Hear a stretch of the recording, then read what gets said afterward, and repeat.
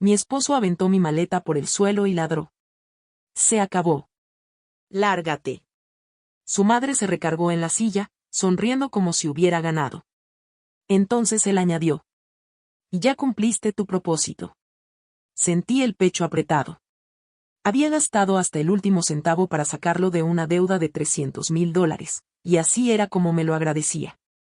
Me llamo Isabella y tengo 31 años. Trabajo como analista financiera, así que los números y la disciplina son mi segunda naturaleza.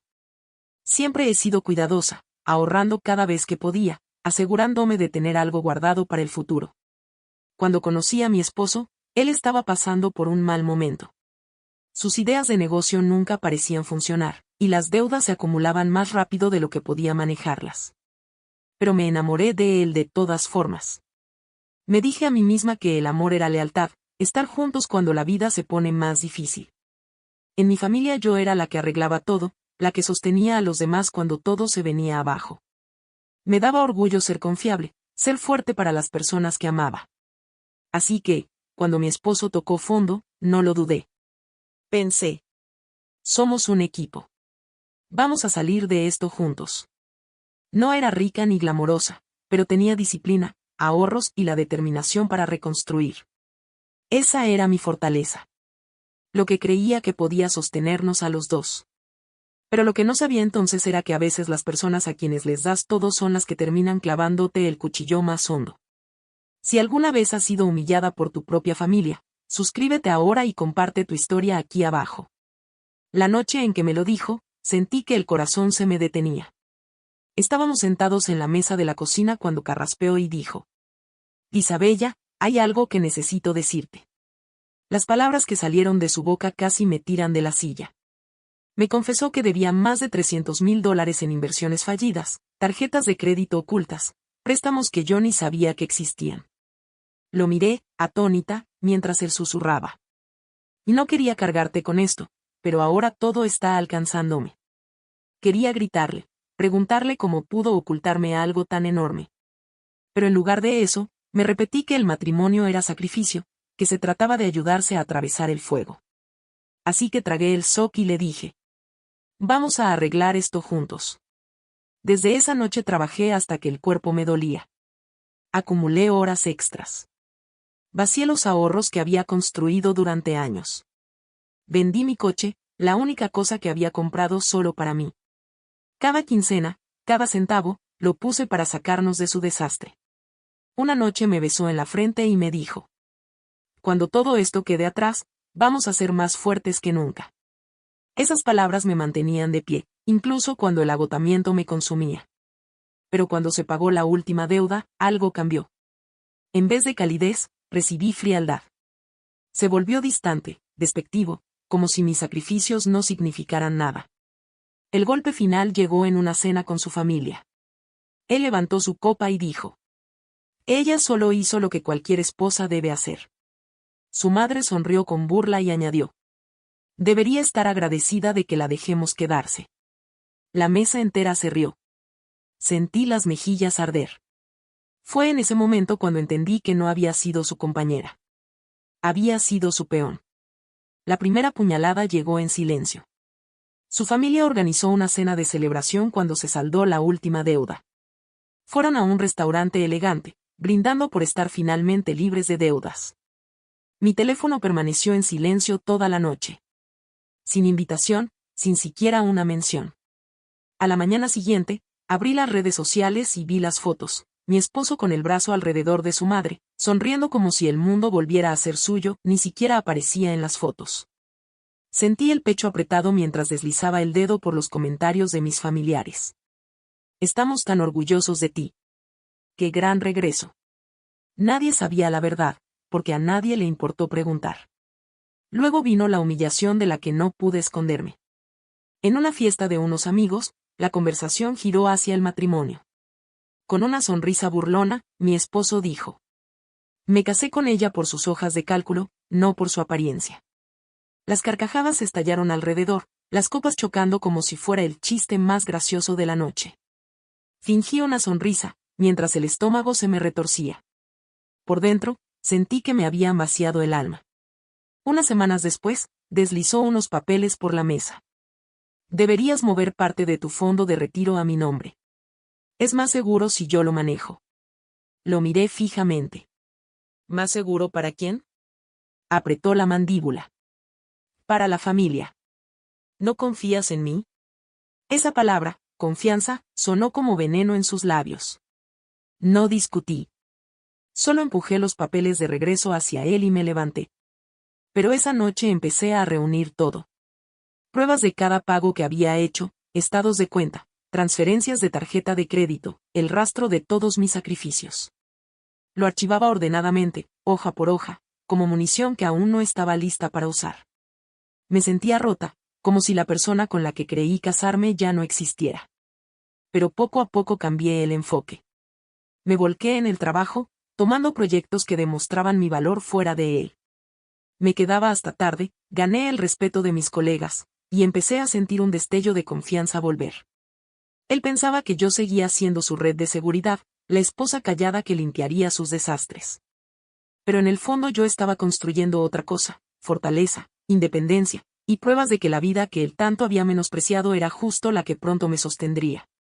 La mayoría de las noches, cuando la casa estaba en silencio, me sentaba en mi escritorio con una pila de papeles frente a mí.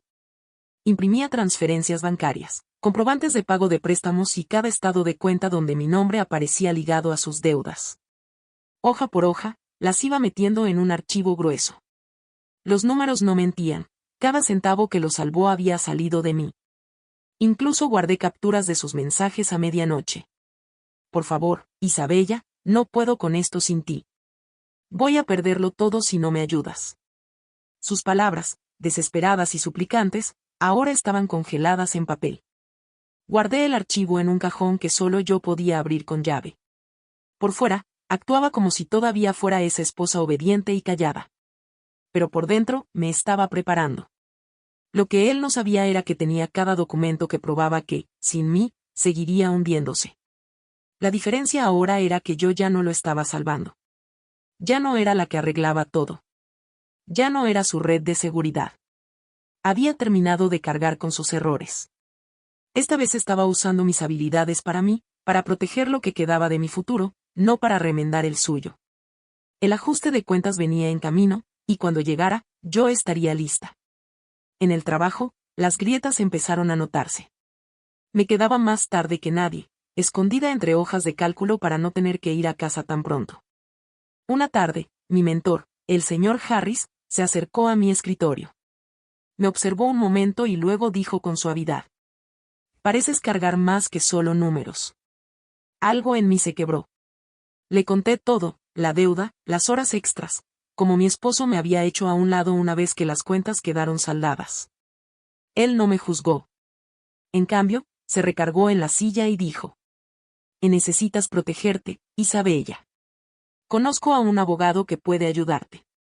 Una semana después, estaba sentada frente a ese abogado con mi archivo de documentos. Él fue pasando cada hoja con atención, su expresión volviéndose más aguda mientras leía. Finalmente, me miró y dijo: «Estás en una posición más fuerte de lo que crees.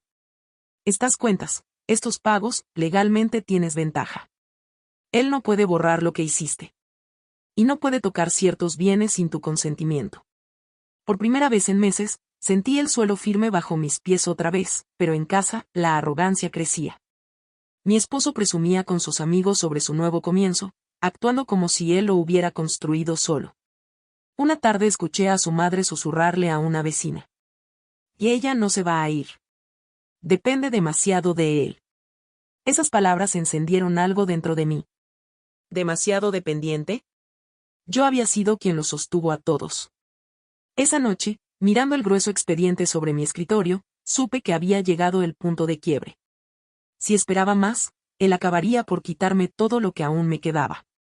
Era momento de enfrentarlo con la verdad, esa de la que ya no podría escapar. Le pedí que se sentara en la sala. Su madre rondaba cerca, curiosa, pero no me importó. Coloqué las carpetas sobre la mesa de centro y las abrí una por una. Cada dólar, cada pago salió de mí, dije con voz firme. Sin mí, estarías en bancarrota. Él se recargó en el sillón con una sonrisa burlona. ¿Crees que eso te da poder, ¿Sigues aquí, no? Deslicé otro documento sobre la mesa, uno que no esperaba ver. Esto sí da poder. Sus ojos se entrecerraron mientras leía las páginas selladas. Eran documentos avalados por un abogado, transferencias y protecciones que aseguraban bienes solo a mi nombre. Cuentas que él creía controlar, ahora estaban fuera de su alcance. Su madre soltó una carcajada. No te atreverías a irte. No sobrevivirías sin él. La miré directo a los ojos y no parpadeé. Obsérvame, y cuando lo haga, no les quedará nada. La sonrisa de mi esposo se desmoronó. Tomó uno de los papeles con manos temblorosas, leyendo los sellos y firmas, y su rostro se fue poniendo pálido con cada línea. ¿Fuiste con un abogado? Sí, respondí. Mientras tú presumías tu nuevo comienzo, yo me aseguraba de que no pudieras volver a hundirme.